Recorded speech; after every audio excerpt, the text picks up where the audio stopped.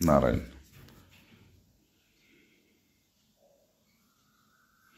ज्याला आत्मज्ञानाची ओढ नाही त्याला मृतवत समजलं आहे ज्ञानीपुरुषांनी. तो जगला काय आणि मेला काय, तो मृतवत आहे. म्हणून खरोखर ते दिव्य महात्मे आहेत ज्यांनी समाजाशी जुळवून घेतलं पण समाजाच्या वृत्तीशी जुळवून घेतलं नाही. समजलं का? याचं नाव परमार्थ. याचं नाव परमार्थ. देहात राहिले पण देहाला अस्तित्व दिले नाही, याचं नाव परमार्थ. व्यक्तपणे वावरले पण व्यक्तित्वाचा लौकिक पूर्ण मोडून काढला, याचं नाव परमार्थ.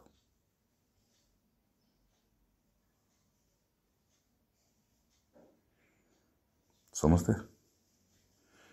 कशीही वृत्ती उठू दे, तिच्याशी कधी तिने जुळवून घेतलं नाही, याचं नाव परमार्थ. ज्यानं जुळवून घेतलं त्याचं नाव प्रपंच. समज गया? हां. म्हणून केवळ मोक्ष इच्छा जरी प्रकट झाली, मोक्षाची इच्छा जरी नुसती प्रकट झाली तरी आत्मज्ञान तुमच्यापाशी ताट घेऊन ओवळायला तयार आहे.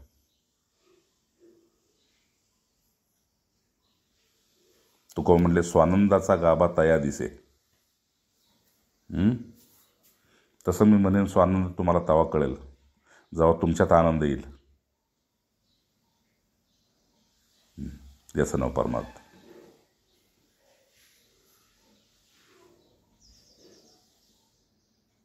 ठीक आहे ना? जगातल्या मायेतल्या कुठल्याही आकर्षणाला तुम्ही जर बळी पडत नसाल, याचं नाव परमार्थ.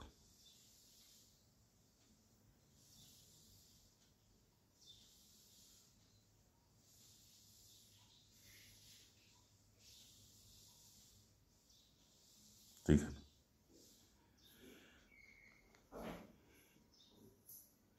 म्हणून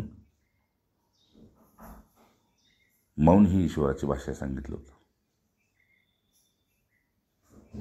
आणि मौनाने केलेली प्रार्थना मानसिकदृष्ट्या भगवंताकडं आणि सिद्धपुरुषांच्याकडे लवकर पोचते. मौनातून निघालेली प्रार्थना. शब्दाचा गोंधळ म्हणजे प्रार्थना नव्हे.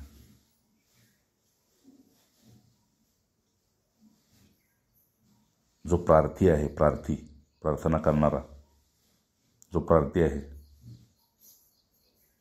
तो जी प्रार्थना करतोय आणि ज्याची करतोय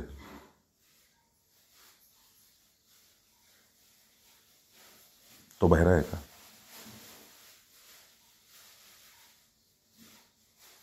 नाही ना.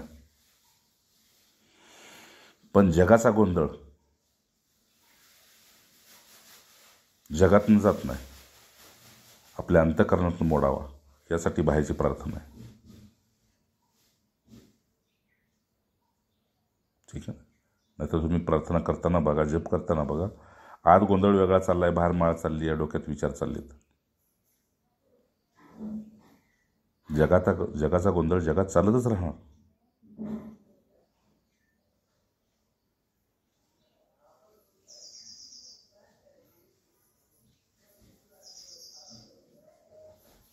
म्हणून बापू म्हटले होते, दुनिया की हंगामे में आंख मेरी लग जाए. हे मालिक, तो ऐसी दुआ करना.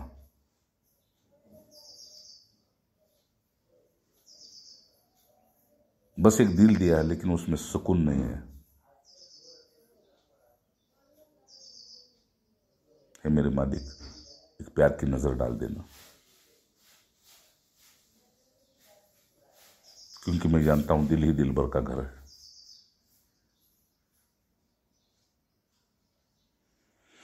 बस लोग मुझे संसार से उठाए और शमशान में ले जाए, उससे पहले मुझे अपने आप से मिला देना.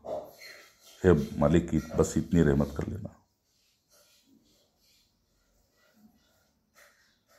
जन्म से लेके शमशान तक अपने आप से बेखबर था.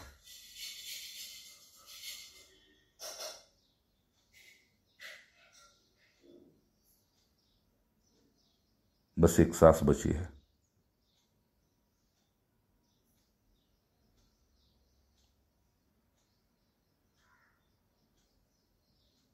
बस एक सांस बची है आखिरी।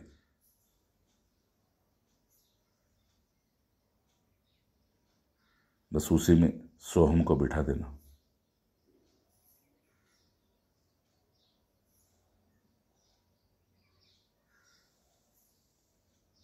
कि मालिक, दिल तो दिया है तूने,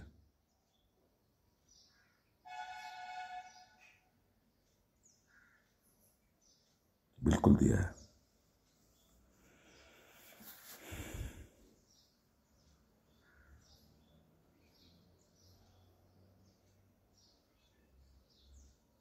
लेकिन आज तक अपने आप से मिलाया नहीं।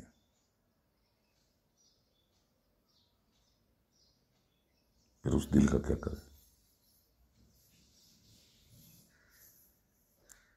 उसमें ना अपनी खबर है, ना उसमें तेरी खबर है।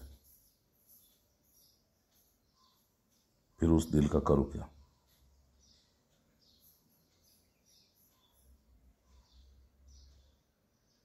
दुख इस बात का है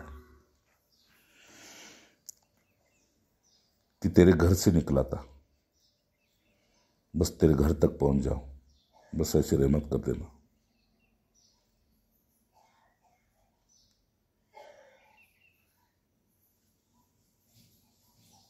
संसार नहीं है जी का जंजाल है।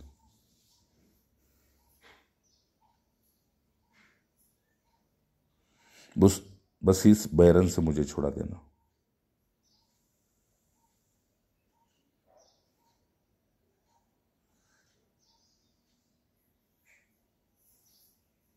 इसलिए जीवन के अंधेरे से रात गुजर गई, अब वो दिन के उजाले का इंतजार कर रहा हूं। मालिक, पहली किरण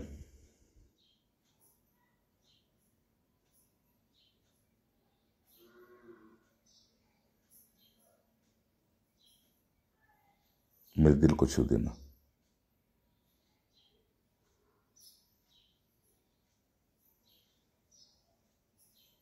या फिर कुछ ऐसी रहमत कर देना कि न मैं हूं न माया है, न मैं हूं न माया है।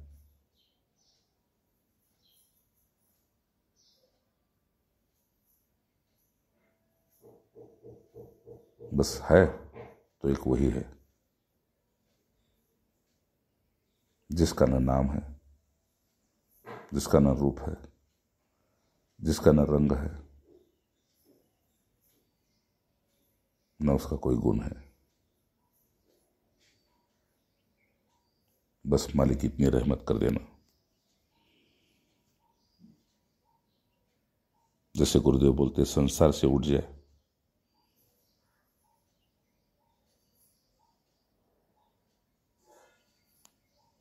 उससे पहले इसको मिटा देना।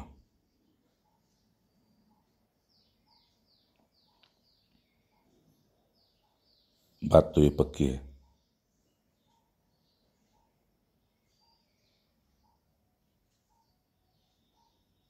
कि जाने का दिन आज ही है। बात तो ये पक्की है कि जाने का दिन आज ही है।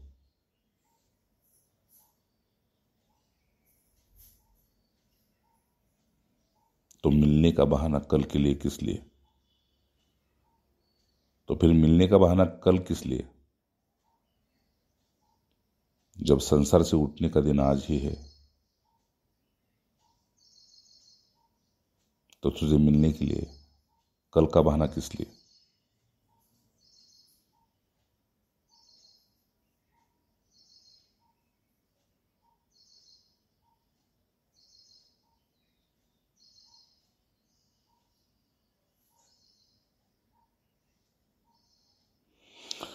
राम, इसलिए एक शायर ने बोला है, रोया हूं सा ताउम्र तेरे लिए, रोया हूं ताउम्र तेरे लिए। जब मिलने की नौबत आ गई, समझ ना, जब मिलने की नौबत आ गई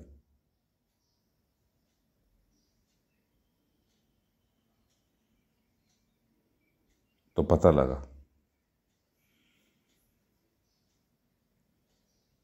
क्या पता लगा पता है? जब मिलने की नौबत आ गई तो पता लगा यार ही रूठ गया है।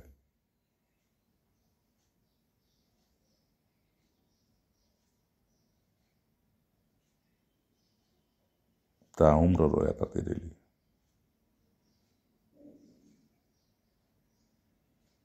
और जब मिलने का मौका आया तो पता लगा यार ही रूठ गया है।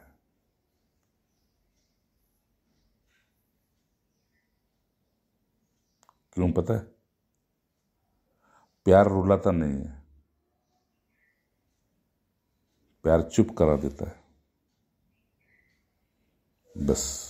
इसलिए राम सुखदास जी महाराज बोलते हैं, जीवन में दिन में बीच बीच में चुप होते जाओ, चुप होते जाओ, चुप होते जाओ, चुप होते जाओ,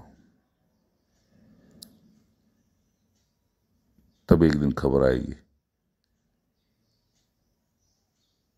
क्या? कि मैं तुझ में हूं और तुम मुझ में है। बस यही है परमार्थ। और पक्की ये खबर आएगी, ये कोई शास्त्र से नहीं आएगी, ठीक है ना, किसी के मुख से नहीं आएगी, ना बाहर के कान से सुनना पड़ेगा। बस वो कहां से खबर भेजता है, वहां आसन लगाकर चुप हो जाना।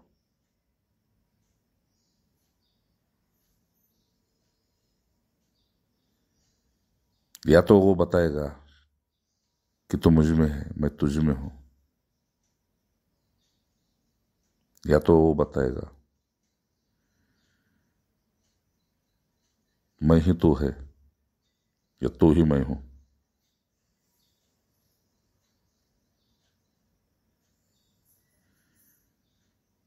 या फिर खबर देगा बस सब कुछ मैं ही मैं हूं, न मैं है न तू है।